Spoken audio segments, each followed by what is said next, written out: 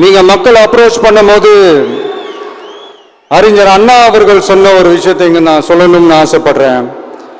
மக்களிடம் செல், மக்களிடம் இருந்து கற்றுக்கொள், மக்களுடன் வாழ், மக்களுடன் சேர்ந்து திட்டமிடு, மக்களை நேசி, மக்களுக்காக சேவை செய்.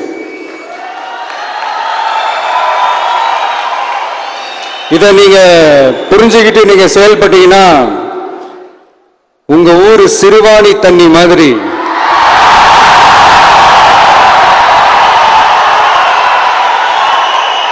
அவ்வளவு சுத்தமான ஒரு ஆட்சியா இது அமையும். இன்னும் ஸ்ட்ராங்கா சொல்லணும்னா நம்மளுடைய தமிழக வெற்றி கழகத்தினுடைய இந்த ஆட்சி ஒரு தெளிவான, ஒரு உண்மையான,